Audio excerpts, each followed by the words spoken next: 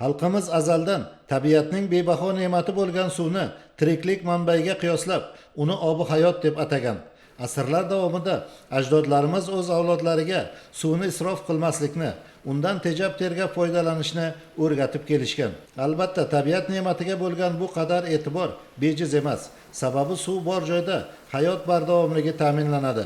U tabiatning muqobili bo'lmagan ne'matidir. Afsuski, yurtimiz hududida suv resurslari chegaralangan. Mavjud suv manbalari ham qo'shni davlatlar hududida shakllanadi. Kuzatilayotgan iqlim o'zgarishi, aholining ko'payishi, yangi yerlarning o'zlashtirilishi kabi bir qator omillar esa suv resurslariga bo'lgan talabning oshishiga sabab bo'lmoqda.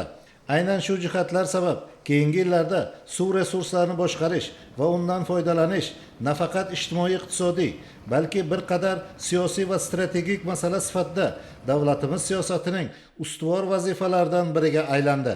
Shundan kelib chiqqan holda mamlakatimizda mustaqillik yillarida suv resurslaridan tejamkorlik asosida foydalanish, uning behuda isrof bo'lishiga yo'l qo'ymaslik, suvning samaradorlik ko'rsatkichlarini oshirish maqsadida keng ko'lamli ishlar amalga oshirildi. Bu boradagi sa'y-harakatlar tizimli ravishda davom etmoqda.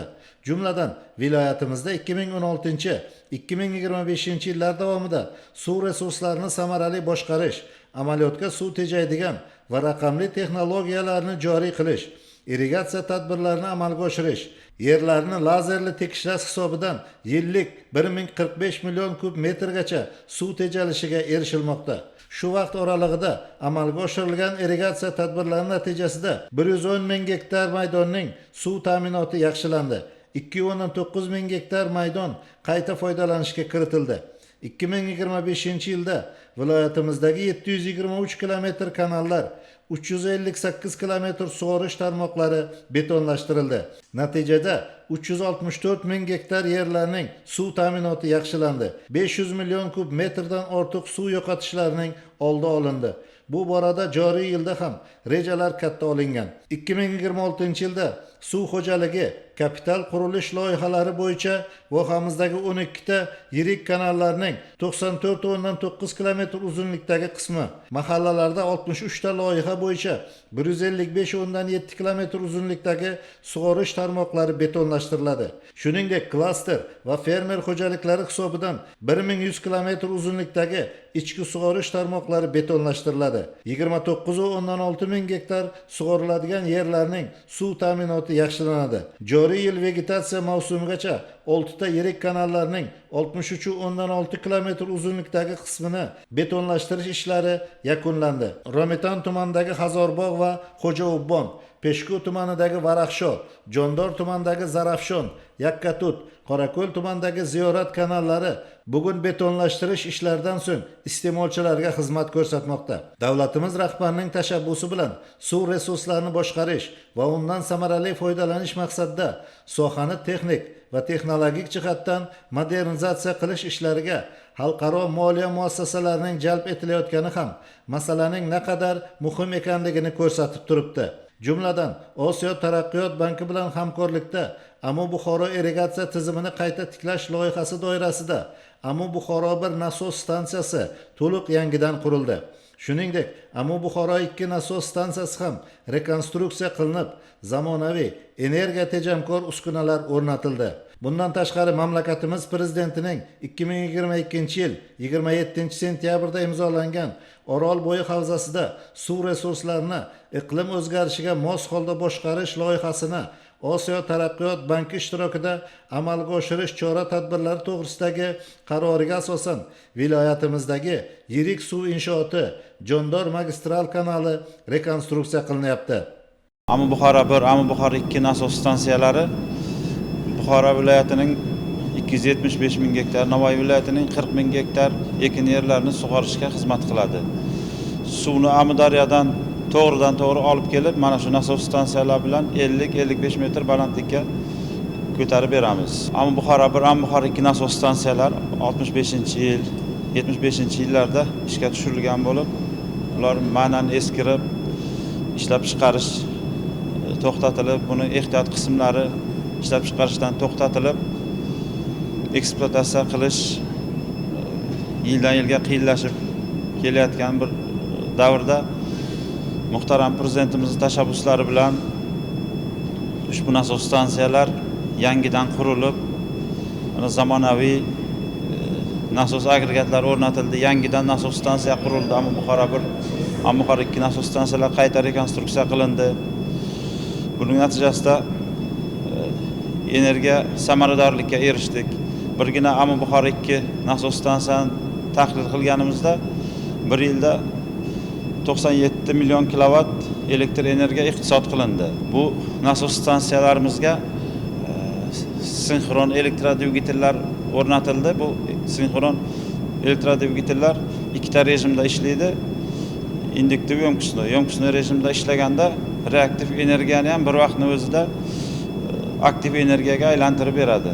Ushbu elektrodvigatellarni hozirgi kunda o'zimizning mahalliy mutaxassislarimiz o'rganib ekspluatatsiya qilib kelmoqdalar. Mana hozir biz turgan joyimiz bu SKADA xonasi bo'lib, barcha ma'lumotlar mana shu SKADA xonasida yig'ilib, shu yerda ma'lumotlar jamlanib, shu yerdan nazorat qilib boriladi va markaziy dispetcher xizmatiga shu yerdan ma'lumotlar uzatiladi. Mana shunday qulay sharoitlarni yaratib berganliklari uchun muhtaram prezidentimizga minnatdorchilik bildiramiz. Rahmat prezidentimizga mana shuni qo'llab-quvvatlab yangi mana shundoqa katta nasos stansiya qurildi. Mana ishga tushdi. Eski paytda og'ir sharoitda ishlangan. Yer asli Hamza quduq degan joy bo'lgan, shunaqa cho'lning o'rtasi, shunaqa joyda ajoyib qurilish bo'lgan. Biz ishlagan davrlarda bunaqa sharoitlar yo'q edi. Hamma joydan suv chiqib yotardi, yog' chiqib yotardi. Mana hozir kirsangiz oynaday toza. Ovoz yo'q. Havo kirib bo'lmasa 50-60 gradus issiq bo'lardi. Kirib bo'lmas ichkariga. Mana hozir yangiliklar, oldin hammasi qo'voldan bilan, nom bilan, boshqa bilan ish qilingan bo'lsa, hozir avtomatika, elektronika, termexanika hammasi qo'llanilgan, o'tirgan joydan boshqariladi. Ajoyib qurilma bo'lgan. Bizlar buni havas qilganmiz. Oldingi Hamza 1 nasos stansiyada 5000 kilovatlik elektrodvigatellar turardi, 5-6 kub suv chiqarardi. Mana bunda hozir 8 sayrga 8000 kilovatdan har qaysi 12 kubdan suv chiqaryapti sekundiga. Bu energiyani tejrida 5 kub, 6 kub qayerda, 12 kub qayerda. Yengillik, xalqqa ekspluatatsiyaga ham yengillik bu. Xalqqa ham hamma tomondan energiya ham ekan, suv ham normadan oldingidan katta, Xudoga shukr, rivojlanish bor. Ayni kunlarda viloyatimizning barcha hududlarida kanal va ariqlarni betonlashtirish ishlari belgilangan rejalar asosida olib borilmoqda. Buxoro va Jondor tumanlarining ekin yerlarini suv bilan ta'minlashga xizmat qiladigan Jo'yzar kanalini betonlashtirish ishlari bu boradagi fikrimizga yaqqol misol bo'la oladi. Jami uzunligi 22,5 kilometr bo'lgan suv inshootini betonlashtirish uchun 31 milliard so'm mablag' ajratilgan. Asosiy jihat shundaki, ushbu loyiha amalga oshirilishi kanalning suv o'tkazuvchanligini 3 barobarga oshiradi. Suv yo'qotishlari 40% ga qisqaradi. Qo'shimchasiga 1000 gektarga yaqin maydonlarni ob-hayot bilan kafolatli ta'minlash imkoniyati vujudga keladi. Suv juda oz, bundan tejam tergab foydalanish har bir dehqonda mahorat talab qiladi.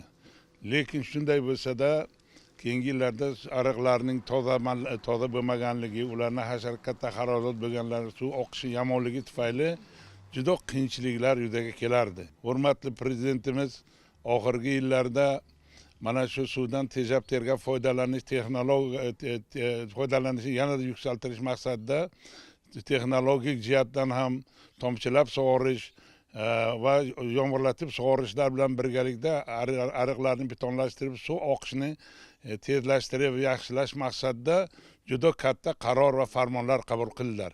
Albatta bu Buxoro viloyati uchun juda katta bir bayram.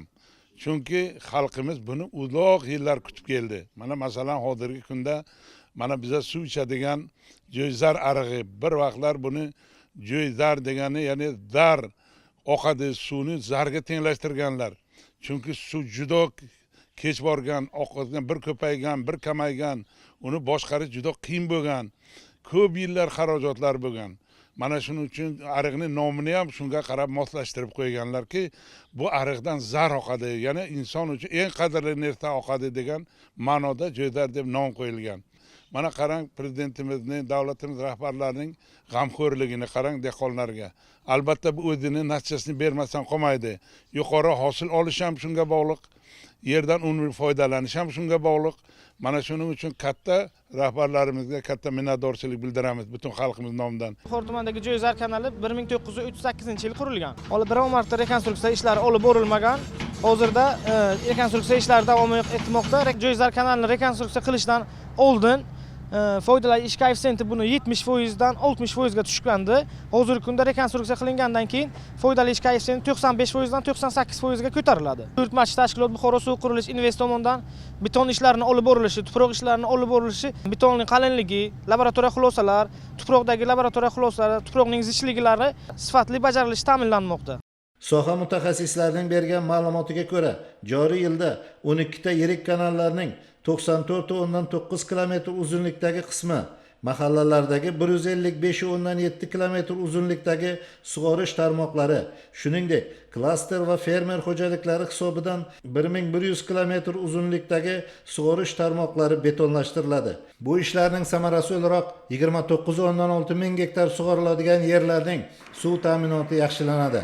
Ayni kunda Vobkent tumanidan oqib o'tuvchi Ro'zi Husaynov xo'jaliklararo kanalning 10 km qismini betonlashtirish loyihasi amalga oshirilmoqda.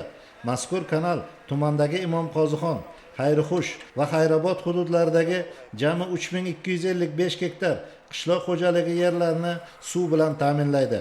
1989 yilda foydalanishga topshirilgan kanalning dastlabki suv o'tkazish qobiliyati soniyasiga 4 metr kubni tashkil etgan bo'lsa, yillar davomida uning texnik holati yomonlashishi natijasida bu ko'rsatkich soniyasiga 2 metr kubga tushib qolgan.